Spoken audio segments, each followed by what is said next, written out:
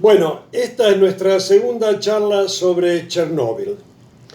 Falta explicar las acciones de los operadores que causaron el accidente, las consecuencias del mismo y los sacrificios requeridos para evitar un desastre total que, de no ser evitado, pudo afectar todo el continente europeo. De paso, me han informado que HBO tiene un documental, una serie bastante buena sobre Chernóbil para aquellos que les interese. Seguimos. La prueba estaba planeada para el 25 de abril de 1986.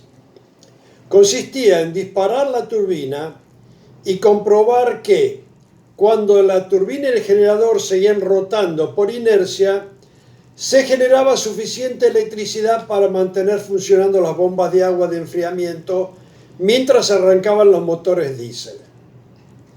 El test estaba planeado para las 7 de la tarde, pero por cuestiones de demanda se mantuvo el reactor funcionando a la mitad de poder, 1600 megawatts, desde las 7 de la tarde hasta cerca de la medianoche, unas 5 horas.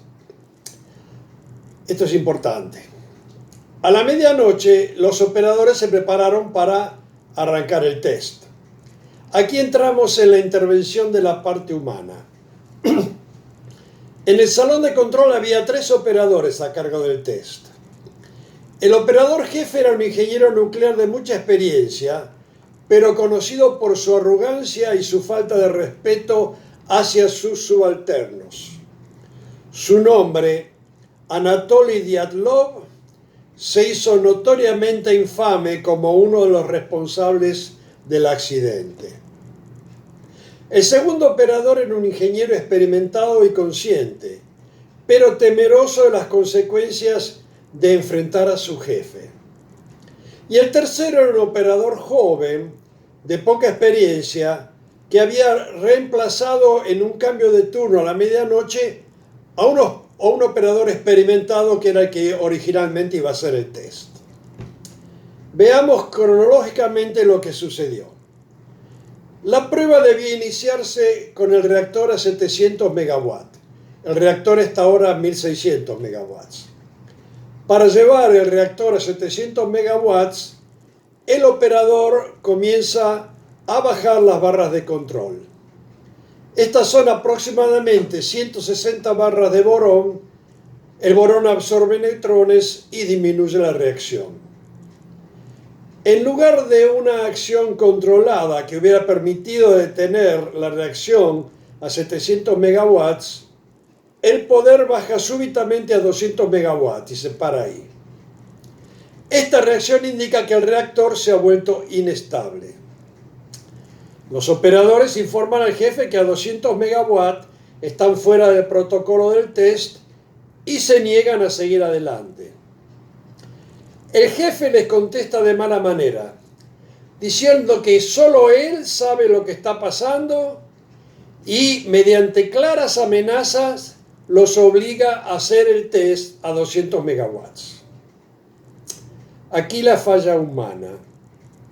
En ese momento, lo correcto hubiera sido suspender el test y apagar el reactor, evitando de esa manera el accidente. Continuando con el test, los operadores disparan la turbina. Inmediatamente, a causa de la disminución de flujo de agua, combinada con el estado del reactor, el poder baja completamente a 0 megawatts. A partir de ese momento, el reactor está completamente fuera de control. Para explicar por qué bajó el poder a 0, necesitamos hablar un poquito de un nuevo elemento, el gas xenón. Dentro de un proceso de fisión se generan normalmente varios gases secundarios.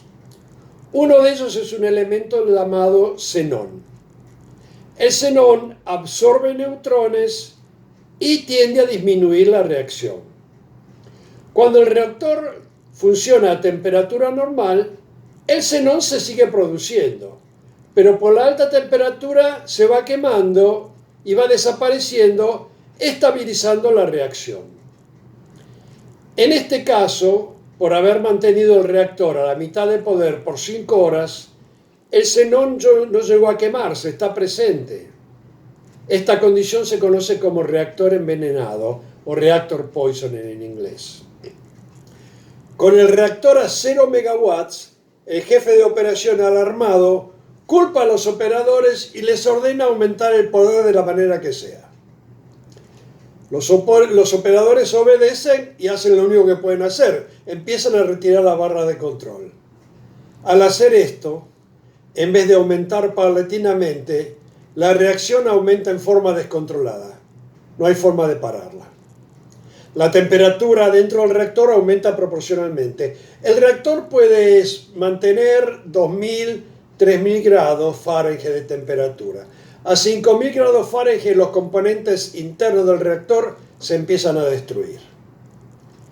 En este momento la temperatura de agua al fondo del reactor es tan alta que el agua se convierte en vapor aumentando la presión.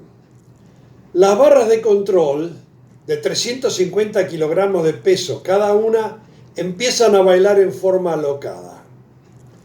Los técnicos instalados en el piso superior del reactor, que no saben lo que está pasando y observan la barra de control tratando de desprenderse, corren al salón de control para avisar lo que está pasando. En el salón de control los operadores, al observar que no hay forma de parar la reacción, que ahora está ya deslocada, oprimen el botón de emergencia, que acciona el mecanismo de insertar rápidamente todas las barras de control.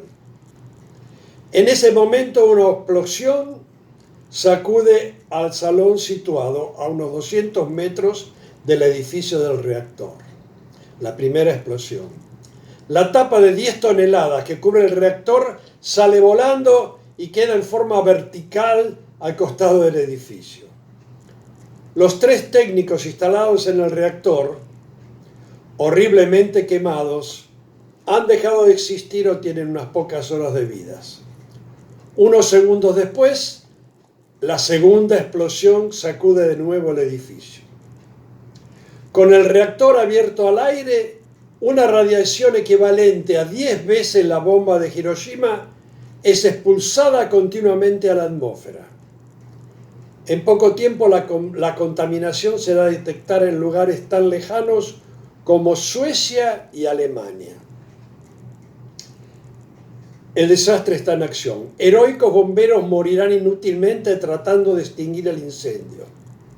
Aún después de apagado el incendio por otros medios que veremos más tarde, la reacción nuclear en el uranio de las 1600 barras de combustible destruidas continuará activa. Estamos en presencia del famoso síndrome de China. La peor amenaza de radiación que el mundo ha visto es ahora real. Y cientos de obreros, militares y técnicos darán parte de su vida para evitar un desastre que parece inevitable. En la parte siguiente, la lucha para salvar a Europa de la contaminación. Saludos.